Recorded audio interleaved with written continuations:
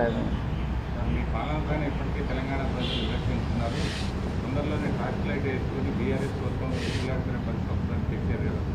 వాస్తవమే కదా. బీఆర్ఎస్ ఎక్కడుందో ఇప్పుడు టార్చ్ లైట్ వేసి ఎత్తుకాల్చింది కదా. ఏడుంది బీఆర్ఎస్? సింగిల్ సీటు కూడా పార్లమెంట్లో లేదు. పార్టీ పుట్టినప్పటి నుంచి 25 సంవత్సరాలలో ఇంత దీనావస్థ ఎప్పుడూ లేదు. ఇప్పుడు ప్రజలు కాదు, కేసీఆర్ కూడా బీఆర్ఎస్ ఏడుందని టార్చ్ లైట్ వేసి ఎత్తుకోవాల్సిన పరిస్థితి వచ్చింది. కాలగర్భం కాదు, గత చరిత్ర బీఆర్ఎస్ అనేది. బీఆర్ఎస్కు గత చరిత్ర ఉన్నది కానీ భవిష్యత్తు లేదు. నిన్న లక్ష్మణ్ కూడా రాష్ట్రపతి ప్రసంగం ధన్యవాదాలు మాట్లాడుతూ 5 నెలలకి విసిపోయారు ప్రజలు. ఇప్పుడు మార్పు కోరుకుంటున్నారు. ఎప్పుడు ఎలక్షన్ జరిగినా బీజేపీ రావడం ఖాయం. ఎప్పుడు జరుగుతుందని వారి ఉద్దేశం? ఏమో మీ మీద మరి అంత నమ్మకం ఉంది, ఎప్పుడైనా జరుగుతుంది వాళ్ళ కోరిక. ఉత్తరప్రదేశ్లో వాళ్ళ ప్రభుత్వం మొన్ననే వచ్చింది, ఏం జరిగింది? మణిపూర్లో వాళ్ళ ప్రభుత్వం ఉంది, ఏం జరిగింది? మహారాష్ట్రలో వాళ్ళ ప్రభుత్వం ఉంది, ఏం జరిగింది?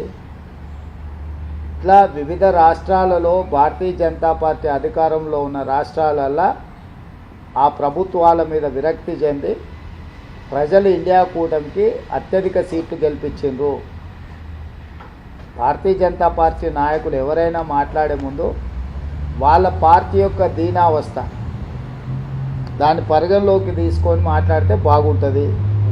రెండవది, భారతీయ జనతా పార్టీ నుంచి కానీ బీఆర్ఎస్ నుంచి కానీ ఇంతకు మించి తెలంగాణ ప్రజలు ఏం ఆశిస్తలేరు. ఎందుకనంటే వాళ్ళ ఆలోచన, వాళ్ళ అక్కస అనేది ప్రజలందరికీ తెలుసు. జరగబోయేటువంటి ఇరు రాష్ట్రాల ముఖ్యమంత్రుల సమావేశంలో విభజన చట్టంలోని హామీలు పెండింగ్ అంశాలే కాదు. ఇవాళ అదే అంశాల మీద మీరు ప్రధానమంత్రి గారిని, అమిత్ షా గారిని వాళ్ళ దగ్గర ఈ ప్రస్తావన ఏమన్నా వచ్చిందా? ఇట్లా ఇద్దరు ముఖ్యమంత్రులు కలిసి కూర్చొని మాట్లాడుకోబోతున్నాం. తెలుసు, అమిత్ షా గారికి చెప్పిన 6 తారీఖు రోజు రాష్ట్ర